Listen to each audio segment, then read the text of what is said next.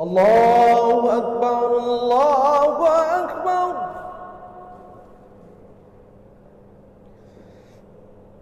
Allahu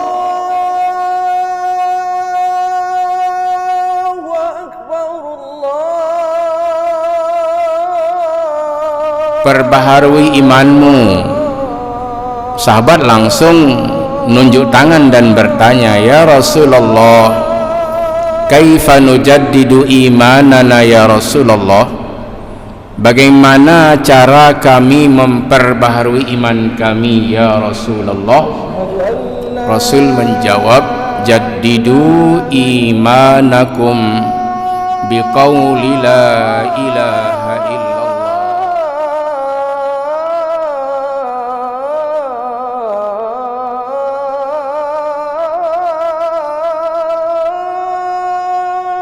Assalamualaikum warahmatullahi wabarakatuh. Alhamdulillahilladzi hadana li hadza wa ma kunna linahtadiya laula an hadanallah. May yahdillahu fala mudilla lahu wa may yudlil fala hadiyalah. Asyhadu an la ilaha illallah wahdahu la syarika lah wa asyhadu anna Muhammadan abduhu wa rasuluh. Allahumma salli ala sayyidina Muhammad wa ala ali Muhammad wa sallim tasliman katsira. Amma ba'du, faya ayyuhal hadirun wal hadirat rahimakumullah. Usikum wa nafsi bis sabri was salah. Innallaha ma'as sabirin. Wa qala Allahu ta'ala fil Qur'anil Karim, A'udzu billahi minasy syaithanir rajim. Bismillahirrahmanirrahim. Yudha'af lahul 'adzabu yaumal qiyamah wa yakhlud fihi muhana illa man taba wa amana wa 'amila 'amalan shalihan فَأُولَئِكَ يُبَدِّلُ اللَّهُ سَيِّئَاتِهِمْ حَسَنَاتٍ وَكَانَ اللَّهُ غَفُورًا رَحِيمًا. Sadaqallahul azim. Ma'asyiral muslimin dan muslimat jamaah maghrib Masjid Raya Baitur Rahman, Banda Aceh, pendengar Radio Republik Indonesia, pendengar Radio Baitur Rahman,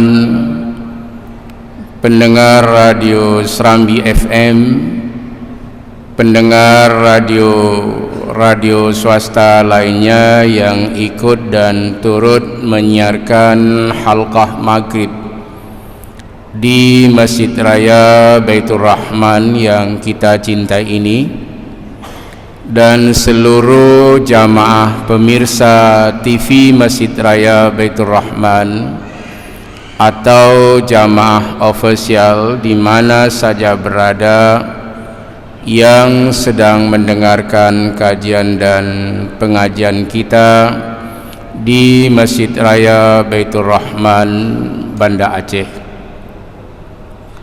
Kita mulai dengan selalu memuji Allah, Allahul Wahidul Qahhar, Allah yang Maha Esa dan Maha Perkasa, Allahu Rabbul Alamin, Allah Tuhan pemilik alam, Ar-Rahman Ar-Rahim, yang Maha Pengasih lagi Maha Penyayang.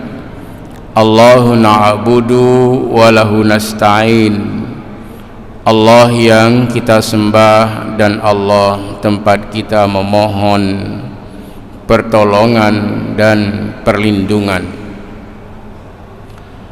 Selawat dan salam kepada baginda yang mulia Nabi Muhammad sallallahu alaihi wasallam yang telah diutus oleh Allah untuk menyampaikan dakwah dan risalah Allah, untuk mengeluarkan umat manusia litukhrijan nasa minadh-dhulumati ilan nur, untuk mengeluarkan umat manusia dari alam yang gelap gulita dari kebenaran menuju alam yang terang benderang dalam iman dan takwa kepada Allah Subhanahu wa ta'ala.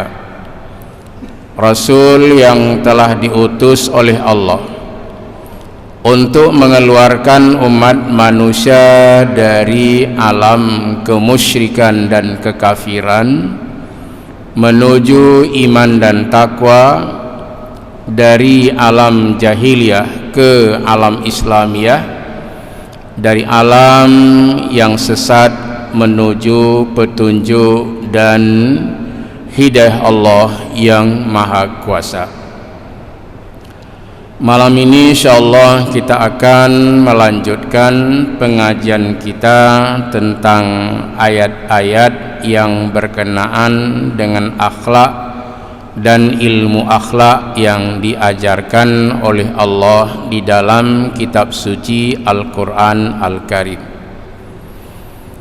Salah satu etika dan akhlak yang diajarkan oleh Allah di dalam Al-Quran, wabil khusus di surah Al-Furqan ini, yang pertama kepada seluruh umat yang telah bersedia tunduk dan patuh kepada ajaran Islam, hendaknya dia selalu mau beribadah. Ibadahnya pun harus kepada Allah. La na'budu illallah, la ilaha illallah. Tidak ada yang kita sembah melainkan Allah. La ilaha illallah, tiada Tuhan yang disembah melainkan Allah Azza wa Jalla. Bahkan mengucapkan kalimah la ilaha illallah bisa memperbaharui iman kita setiap hari. InsyaAllah yang sudah beriman ini tetap dalam keimanannya kepada Allah Subhanahu wa ta'ala. Rasul berpesan kepada seluruh sahabat dan umatnya. Rasul selalu mengingatkan sahabat-sahabat dan umatnya, meskipun sahabat dan umatnya pada waktu itu sudah sangat taat kepada Allah, tapi Rasul berpesan, jaddidu imanakum, perbaharui imanmu. Sahabat langsung nunjuk tangan dan bertanya, ya Rasulullah, kaifa nujaddidu imanana ya Rasulullah, bagaimana cara kami memperbaharui iman kami ya Rasulullah? Rasul menjawab, jaddidu imanakum biqauli la ilaha illallah, perbaharui imanmu dengan selalu mengucapkan kalimah la ilaha illallah Muhammadur Rasulullah. Nah, ini yang disuruh. Walladzina la yad'una ma'allahi ilahan akhar, ciri orang yang sudah kuat imannya kepada Allah, dia tidak akan mau menyembah selain Allah. Jadi la na'budu illallah, tidak ada yang kita sembah melainkan Allah. Dan Allah melarang hambanya yang sudah beriman kepada Allah jangan sekali-kali menyembah selain Allah. Ada orang dulu, bahkan pada masa Rasulullah, mereka menyembah Tuhan Lata, Uzza dan Mana. Tapi orang-orang yang sudah beriman kepada Allah, dia tetap akan menyembah Allah Subhanahu wa ta'ala. Wallazina la yad'una ma'allahi ilahan akhar. Ciri dari orang-orang yang baik, yang mulia, yang disebutkan oleh Allah di dalam Al-Quran, manusia-manusia yang beretika agung dan tinggi serta mulia, dia tidak mau menyembah illallah, kecuali Allah Azza wa Jalla. Tidak menyembah ilahan akhar, Tuhan yang lain. Tidak ada Tuhan yang lain, illallah. La ilaha illallah, la ilaha illallah, la ilaha illallah, Muhammadur Rasulullah. Jadi kita tidak bertuhan kepada Tuhan Lata, Uzza dan Mana dan Tuhan-Tuhan lainnya illallah, melainkan kita menyembah Allah Subhanahu wa ta'ala. Wala yaqtuluna an-nafsa allati harramallahu illa bil haqq, dan tidak membunuh jiwa yang telah diharamkan oleh Allah kecuali dengan alasan yang benar. Nah, pada hari Rabu yang lalu saya sudah menerangkan sedikit tentang ayat ini. Membunuh dengan alasan yang benar, misalnya kita berperang di jalan Allah, ada orang kafir, ada orang musyrik menyerang kita, nah kita juga harus menyerang mereka. Jadi Islam tidak menyerang kecuali sudah diserang oleh orang lain, ini wajib kita lawan. Dan kalau terbunuh berarti mati syahid. Orang yang berperang kalau bukan membunuh, pasti dia akan terbunuh. Atau ada yang selamat di dalam beberapa kali peperangan dengan ketangkasannya, dengan izin Allah, dia masih bisa selamat dengan izin Allah Subhanahu wa ta'ala. Ini yang dilarang itu membunuh manusia yang diharamkan oleh Allah. Mana contoh? Ini seperti kemarin terjadi pembunuhan antar seorang mahasiswa, kita tidak tahu apa persoalan sebelumnya, apakah karena football dan sebagainya, atau karena menginginkan HP sehingga dia bersedia untuk membunuh temannya sendiri. Nah, ini hal-hal yang diharamkan oleh Allah untuk kita ajarkan kepada anak-anak kita. Jangan sekali-kali suka berkelahi dan bertengkar sehingga menewaskan orang atau dia sendiri yang terbunuh. Jadi jangan sekali-kali seseorang anak itu diajarkan sifat-sifat kasar pada dirinya, tetapi dia tetap berhati-hati bahwa membunuh orang lain itu diharamkan oleh Allah Subhanahu wa ta'ala. Nah, disinilah perlunya pendidikan sabar. Sabar sesabar-sabarnya. Bahkan ada ayat sebelumnya itu, wa iza khatabahumul jahiluna qalu salama. Nah, mungkin dalam pergaulan sehari-hari kita ada kawan-kawan yang termasuk jahil akhlaknya, termasuk suka mencaci, suka mengumpat. Nah, bagaimana cara menghadapi orang ini? Wallazina iza khatabahumul jahiluna qalu salama.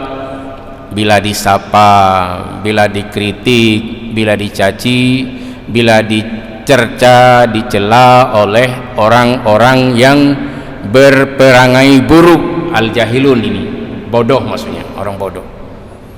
Qalu salama, mereka mengucapkan kata-kata selamat yang mengundang tidak jadi berkelahi. Nah itu, misalnya ada orang entah mengapa langsung dia bilang dengan kata-kata kasar, monyet lu. Nah, dia yang nggak paham, dia yang sudah nggak bisa paham lagi bahwa yang dibilang monyet itu adalah manusia. Jadi ini kita anggap sebagai orang-orang yang tidak beretika, tidak berakhlak. Di dalam Al-Quran kita disuruh bersabar, bahkan disuruh ucapkan kata-kata yang bisa menyelamatkan dari perkelahian. Qalu salama. Ini yang harus diupayakan oleh setiap kita. Hindari pertikaian, hindari pertengkaran, hindari perkelahian. belum tentu kita bisa menang. Mungkin orang pakai pisau dan sebagainya, bahkan ada yang dibunuh waktu dia sedang tidur. Nah, ini bahaya-bahaya yang sedang terjadi untuk anak-anak kita ini. Di rumah kita ajarkan sifat-sifat lembut, tapi juga diajarkan sifat-sifat tegas di dalam beragama. Ini diperintahkan oleh Allah Subhanahu wa ta'ala. Fabima rahmatin minallahi lintalahum. Itu diajarkan oleh Allah kepada Rasulullah sallallahu alaihi wasallam. Maka dengan rahmat Allah hendaknya engkau berlaku lembut untuk sesama manusia.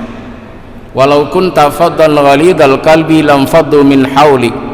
Kalau sekiranya kamu bersikap kasar selalu, ya kan, orang akan menjauh darimu. Maka akhlak mulia itu perlu untuk dimiliki oleh siapa saja, dan kita umat Muhammad sallallahu alaihi wasallam kita tiru dari junjungan kita Muhammad sallallahu alaihi wasallam, karena Rasul kita ini dimuliakan oleh Allah dengan semulia-mulianya. Wa innaka la'ala khuluqin azim. Sesungguhnya ada pada dirimu ya Rasulullah Allah akhlak yang sangat agung, akhlak yang sangat mulia. Dan banyak sekali pujian Allah di dalam Al-Quran kepada junjungan kita Muhammad sallallahu alaihi wasallam. Laqad kana lakum fi rasulillahi uswatun hasanah.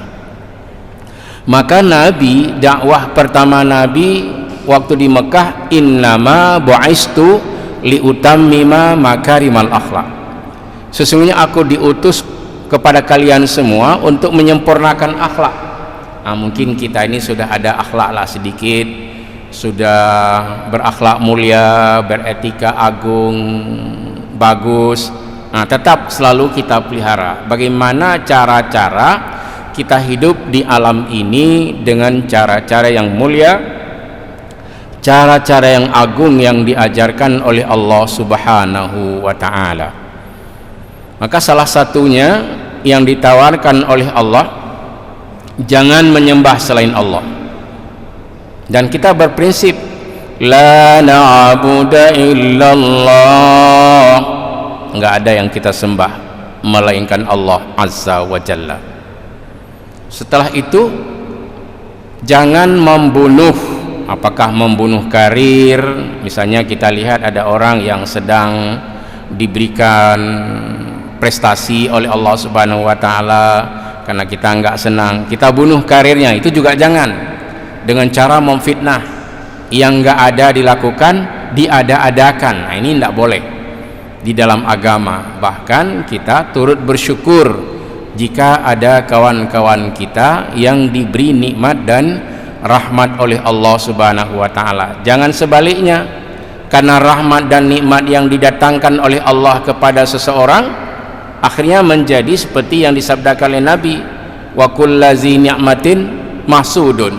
Setiap orang yang diberi rahmat dan nikmat, ada saja orang yang dengki. Nah, ini tidak boleh. Kalau kita sudah berakhlak dengan akhlak yang mulia, jangan kita bunuh fisiknya dan jangan kita bunuh karirnya atau hal-hal lain yang diberikan oleh Allah, misalnya prestasi, kecerdasan dan sebagainya. Ini juga kita harus bersyukur kepada Allah jika diberikan oleh Allah Subhanahu wa ta'ala berbagai macam nikmat dan rahmat Allah Subhanahu wa ta'ala. Karena kedengkian ini pasti ada. Bahkan di zaman dahulu diceritakan itu di keluarga Nabi juga ada. Misalnya Nabi Sulaiman itu punya kelebihan yang sangat istimewa, bahkan bisa berjalan di atas angin, bisa berbicara dengan burung-burung seperti burung hudhud. Tapi tetap ada orang yang mendengkinya. Siapa namanya? Abang kandungnya sendiri, namanya Absyalun. Nah, mengapa Sulaiman ini terlalu dimuliakan oleh Allah dan terlalu dimuliakan oleh manusia, mengapa saya tidak? Lalu dia dengki kepada adiknya sendiri yang bernama Nabi Sulaiman alaihissalam, karena Nabi Sulaiman ini diakui oleh Allah seorang pemimpin, seorang raja yang sangat taat kepada Allah Subhanahu wa ta'ala. Seorang nabi, seorang rasul, seorang raja, seorang pemimpin yang kaya raya, yang sangat taat kepada Allah Subhanahu wa ta'ala. Itu di surat Sad ayat 6, pujian Allah kepada ayahnya yang bernama Nabi Daud alaihissalam dan putra dari Nabi Daud namanya Sulaiman. Wa wahabna li Dauda Sulaimana ni'mal abdu innahu awwab. Dan kami menganugerahkan kepada Nabiullah Daud seorang putra yang bernama Sulaiman. Dia adalah sebaik-baik hamba dan orang yang sangat taat kepada Allah Subhanahu wa ta'ala. Jadi setiap era Nabi dan Rasul itu orang yang paling taat di zamannya. Nabi Adam alaihissalam, Nabi Idris alaihissalam, Nabi Nuh alaihissalam, Nabi Hud, Nabi Soleh, Nabi Ibrahim, Nabi Lut, dan seterusnya sampai dengan ke Nabi Muhammad sallallahu alaihi wasallam adalah orang yang paling taat di zamannya dengan berbagai macam kelebihan yang diberikan oleh Allah Subhanahu wa ta'ala. Jadi yang pertama, sembahlah Allah. Yang kedua, jangan sekali-kali suka membunuh, hindari perkelahian, hindari pertikaian, dan juga jangan membunuh prestasi dan karir dari orang-orang lain. Kemudian Allah ajarkan wala yaznun, dan jangan berzina. Nah, ini kalau kita mau hidup dalam keadaan mulia, jaga diri dari perbuatan-perbuatan yang keji, perbuatan-perbuatan yang hina. Apa perbuatan yang keji dan hina? Berzina. Arti berzina kalau dulu di masa Nabi Lut bahkan laki sama laki yang disebut dengan liwat. Nah, sekarang terjadi perzinahan di mana-mana. Kalau mau untuk menjaga kehormatan diri, kehormatan keluarga, jaga diri, jangan berzina. Wala taqrabuz zina innahu kana fahishatan wa sa'a sabila. Jangan kamu mendekati zina, karena zina itu adalah perbuatan yang sangat keji dan sangat jelek jalan yang ditempuh. Mengapa harus berzina? Allah sudah memberikan peluang bisa nikah sampai dengan 4 orang wanita. Jadi saya pernah menerangkan bahwa Allah mengharamkan zina, gantinya apa? Allah halalkan nikah. Wa ahallallahu, Allah menghalalkan zina dan kemudian Allah menghalalkan nikah. Allah mengharamkan zina dan Allah menggantinya dengan halal, suatu perbuatan yang halal, yaitu menikah. Kan ada penceramah-penceramah ketika memulai nasihat perkawinan, alhamdulillahillazi ahallan nikah wa harramaz zina. Segala puji bagi Allah yang telah menghalalkan nikah dan mengharamkan zina. Wala taqrabuz zina innahu kana fahishatan wa sa'a sabila. Dan jangan kamu mendekati perbuatan zina, karena perbuatan zina itu jalan yang paling buruk yang ditempuh oleh seseorang manusia. Nah, jadi ini larangan Allah agar kita bisa menjauh. Wa may yaf'al zalika yalqa asama. Kalau dia sudah melakukan hal-hal yang seperti ini, mungkin dalam kehidupannya sering mengabaikan salat, pernah membunuh manusia, pernah berzina, ini dia sudah melakukan dosa-dosa besar. Apa bahayanya? Yudha'af lahul azabu yawmal qiyamati wa yakhlud fihi muhana. Allah akan melipat gandakan azab di yaumil qiyamah dan dia tetap dalam kehinaan. Jadi tidak ada orang yang berdosa kemudian dia tidak bertaubat kepada Allah. Di dunia dia menjadi makhluk yang hina, di akhirat Allah gandakan azab kepadanya dan dia kekal dalam kehinaan. Di mana kehinaan itu kekal? Ya di dalam neraka. Innal ladzina yuhadduna Allah wa rasulahu ulaika fil azallin. Itu di surat Al-Mujadilah. Sesungguhnya orang-orang yang melawan Allah, menantang Allah, melawan Rasul, mereka adalah makhluk-makhluk yang hina. Ada orang di dunia ini hina karena enggak mau beribadah pada Allah Subhanahu wa taala. Sibuk dengan pekerjaannya, setiap hari dia tidak beribadah, setiap hari dia tidak sholat. Nah, ini orang-orang yang hina. Apakah dia orang kaya atau orang miskin? Ada orang kaya sibuk dengan hartanya, ada pejabat sibuk dengan pekerjaannya, ada orang miskin sibuk dan udah-uduh dengan juga pekerjaannya, sehingga dia mengabaikan salat. Jadi semua orang yang mengabaikan ibadah dan mengabaikan salat, ulaika fil azallin,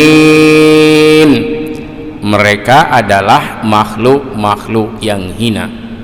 Jadi kalau mau mulia dengan iman dan takwa pada Allah Subhanahu wa taala, inna akramakum indallahi atqakum, sesungguhnya yang paling mulia di antara kamu adalah orang yang beriman dan bertakwa kepada Allah Subhanahu wa taala. Kalau ketika Allah memberikan kesempatan hidup dan kehidupan di alam ini, semua kejahatan dia sudah mau melakukannya, itu tidak ada cara lain. Allah menawarkan, illa man taba wa amana wa amila amalan salihah, kecuali dia itu bertaubat dan beriman pada Allah, wa amila amalan salihah, kemudian dia beramal, bekerja dengan pekerjaan yang baik. Jadi kalau seseorang berdosa kemudian dia tidak bertobat kepada Allah Subhanahu wa taala, di akhirat orang ini menjadi hina dan digandakan kehinaan. Tetapi ada solusi, ada makhraja, ada jalan keluar, ada hal yang ditawarkan oleh Allah. Wahai hamba-hambaku yang berdosa, bertaubatlah kepadaku. Kan kita sering membaca di surah Az-Zumar ayat 54, wa anibu ila rabbikum wa aslimu lahu min qabli an ya'tiyakumul azab summa la tunsarun. Nah, ini juga solusi yang diberikan oleh Allah. Wa anibu ila rabbikum, apa maknanya?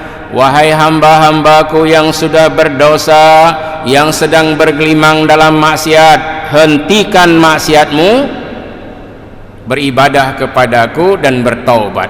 Wa anibu ila rabbikum, kembalilah kepada Tuhanmu. Wa aslimu lahu, Islamlah, berserah dirilah kepada Allah dengan penyerahan yang sempurna. Artinya yang sering meninggalkan salat, yang tidak beribadah, nah sekarang beribadahlah, salatlah dengan salat yang 5 waktu. Kalau kita sudah beragama Islam, ini tawaran Allah. Artinya kalau kamu bertaubat, kemudian kamu Islam dengan Islam yang sebenarnya, tidak lagi meninggalkan salat 5 waktu, kamu termasuk orang baik. Tetapi jika kamu tidak mau bertaubat dan kamu menyanyiakan ibadahmu dan tidak mau mengerjakan salat, Allah ingatkan, min qabli an ya'tiyakumul azab, batasnya sebelum Allah mendatangkan azab dan bencana. Kalau azab dan bencana sudah didatangkan oleh Allah, summa la tunsarun, kemudian kamu tidak bisa tertolong lagi. Artinya dia sudah mati tapi belum bertaubat kepada Allah Subhanahu wa taala. Bencana sudah diturunkan oleh Allah, dia belum bertaubat kepada Allah, dia belum beribadah kepada Allah, dia belum beramal dengan amal yang soleh. Padahal kalau dia mau illa man taba wa amana wa amila amalan salihan faulaika yubaddilullahu sayyiatihim hasanat. Siapa yang mau bertobat, beriman, beramal dengan amal yang soleh, faulaika yubaddilullahu sayyiatihim hasanat, maka orang itu diganti semua kejahatannya dengan kebaikan. Nah, dulu ada orang berbuat jahat, mungkin dia sudah pernah berzina, mungkin dia sudah pernah main judi, mungkin pernah minum minuman arak, tapi kemudian dia bertaubat kepada Allah, dan semua perbuatan tadi itu perbuatan yang buruk, apalagi pernah dia berzina, kemudian dia bertaubat kepada Allah, faulaika yubaddilullahu sayyiatihim hasanat, maka mereka itu diganti oleh Allah semua kejahatan-kejahatan mereka dengan berbagai macam kebaikan. Jadi kita jangan heran, ya kan, kalau misalnya ada orang yang dulu bergelimang dalam maksiat tapi kemudian dia beribadah dan bertaubat kepada Allah Subhanahu wa taala. Wa kana Allahu ghafurar rahima, dan Allah Maha Pengampun lagi Maha Penyayang.